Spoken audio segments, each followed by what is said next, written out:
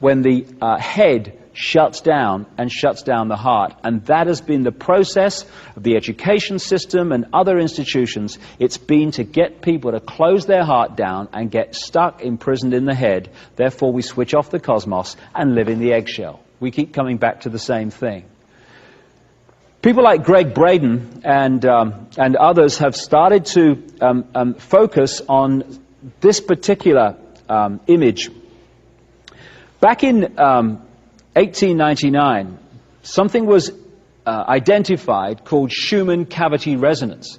What it was the heartbeat, the frequency beat of the Earth. From the time of its discovery, 1899, to 1986, this heartbeat frequency was a constant 7 cycles, 7.8 hertz a second. Constant. Boom, boom, boom, boom. From 1986 onwards, it started to rise dramatically. Just when people started to wake up in increasing numbers. It's gone through 9, apparently the last I heard it was gone through 10 cycles. And the projection is that by 2012, which is the point the Maya say in their calendar, and so many other calendars point to the same period, that the jump will be made from this cycle of human evolution into the next one as the 26,000-year cycle comes to an end and we enter the start of the next one. At the same time that this resonant frequency of the Earth, boom, boom, boom, boom, is getting quicker, and therefore affecting us, coming in through the heart for those that are open and resonate in our bodies increasingly and changing our minds and our perception of life, the magnetics of the planet are also dropping, like they are on the sun, very dramatically. 2,000 years ago was the peak of this cycle when the Earth's magnetic field was at its most powerful. It's been falling ever since, and it falls exponentially. The quicker it falls, the more it falls. The more it falls, the quicker it falls. And the projection is that what Braden calls 0 point, 2012, is that the magnetics will reach virtually zero, if not zero, on the planet, and 13 cycles a second will be reached by the Schumann cavity resonance, the heartbeat. Now, one thing's for sure, at that time, the Price is Right ain't going to be on the telly. Because this world is going to be very, very different by then. And this is what we're heading for now. Now, the reason this brotherhood have focused on the millennium rather than this real point of change, because we have the millennium because of the Gregorian calendar which came out of the Vatican, they are trying to do a situation through the microchipping whereby we are held back artificially from making this leap of consciousness into a totally different state of being. Why is the magnetics of the planet falling? Very simple. When you put an electrical charge through an iron bar, it creates a north and south pole. When you put the charge the other way, the poles magnetically flip. If you look at the geological and other evidence, this has happened again and again on this planet, many, many times. There has been a magnetic pole shift when the whole magnetic field of the Earth has flipped, which has, of course, serious consequences and brings about tremendous change. Now, what is it that creates the Earth's magnetic field? It is the Earth spinning. Therefore, it throws out this electrical charge that creates the Earth's magnetic field. One other thing that's being identified as this change unfolds is that the Earth is spinning slower and slower.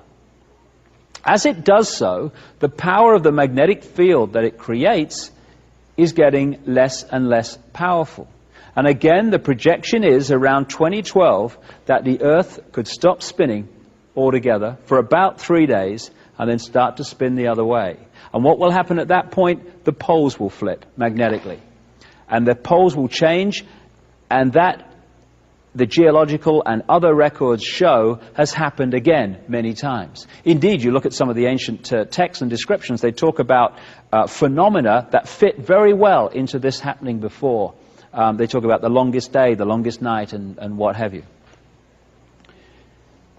So we're entering a period of fantastic change which is getting faster all the time. And we have two challenges here. two challenges, one after the other. The first is to open our minds, start taking responsibility back, and remove this edifice of control and suppression of information, which will allow the full flow of knowledge of who we are to flood into the public arena. Once people get access to that information and start to realize who they really are and the nature of life, then we can go into stage 2, which is the incredible consciousness shift that is going to happen and is happening for many people already, but can happen for everybody if we open up to the knowledge of what's going on. And to do that, the edifice of suppression has to go. And what I see so often in the kind of what we call the New Age movement is they're focusing on the second bit and they're in denial about the first. And the second is not going to happen for many people unless we remove the edifice of suppression, because most people are going to think, what the heck's going on? They're going to go through this great change in a complete fog of what's happening. Tremendous fear. Oh my goodness me, what's happening? So there's two things to do here. One is to start focusing on how the world's controlled, identifying it, removing it. Secondly, then we can concentrate unhindered on the transformation spiritually that is unfolding to the year 2012 and beyond. One area too, key area, because I mentioned the Gregorian calendar, that has been used to control us and de-link us from who we really are, is the manipulation of time. This planet works on moon time, 13 moon years. That's the sequence of time that we work on. Naturally, that's what nature is connected to. That's what the woman's menstrual cycle is connected to. But we're not connected to that. We're connected to this, time, as measured artificially. As a result, we have become de-linked from the natural flow of time. We've become de-linked from the cosmos. This is why native people who don't work with these things, who aren't slaves to the watch and the clock, are much more in tune with nature because they're resonating in the same time flow as nature. And where is time measured from on this planet? Greenwich, London, in the heart of the manipulation of the Brotherhood at operational level for so long, right to the present day. No accident. So we have a situation where the idea has been to turn us into left brain prisoners. Even conventional science accepts that the left brain is where we get intellect, logic, physical worldview. Can I touch it, taste it, smell it? Okay, it must exist. In the right brain, you have the bigger picture, the connection with the cosmos. That's where the artist, the inspiration, the creativity comes from. And if you look at the institutions of education, of science, and all these different areas of information, the media too, they're pumping information of a left brain variety and suppressing this. So you get a situation where what we call education works like this. Information is pumped into the left brain, most of it completely rubbish. And what people are asked to do, students are asked to do, is to hold that information there, and then when they get an exam paper in front of them, to regurgitate that onto the paper. If they remember it and put it there well enough, and repeat what they've been told, they pass the exam and progress. If they take that information in the left brain, transfer it to the right and start filtering it and questioning it, and saying, well, does it make sense? What do I think about this? And then tell the exam paper, oh, actually, it's a piece of shit, this stuff. Then they don't pass the exam, and they don't progress. The education system is completely built to create left-brain prisoners who are basically sponges of the official version of life. And if you're a scientist, for instance, you go through that, and then you go to your speciality in science, and you get more left-brain information. Same with doctors and all these professions. They're left-brain prisoners who cannot conceive so much of what I've been talking about here because they're imprisoned in the intellect. We can just balance those two sides of the brain, the intellect and the spirit, the mind and the heart, then suddenly we are transformed in terms of our perception of ourselves. Well, this is a symbol that kind of encapsulates, I think, how we are disconnected from who we really are, and the process that so many people are going through now to remove that division so we can reconnect. What you're looking at there symbolically is the I call it lower vibrational emotional range. It's the range of frequency that resonates the energy within us to fear, to guilt, to resentment, to lack of self-esteem. And the more that we are manipulated to feel those things, and the more we manipulate each other to feel those things, the more what I call that cesspit vibration of low vibrational emotion gets more and more full and more difficult to get through, and therefore out to the multidimensional state that we can get into as we reconnect with the ocean, with the cosmos. And this is why when people start on this spiritual journey, my goodness me, I was there myself, over the last 10 years or so, the reason that they start to realize when they start to walk the journey that all hell breaks loose in their life, that structures break down in their life, and they think, crikey, if this is spiritual. I remember me, when I started on this route, my life broke down in so many ways. I thought, if this is spirituality, you can stuff it. I don't want to know.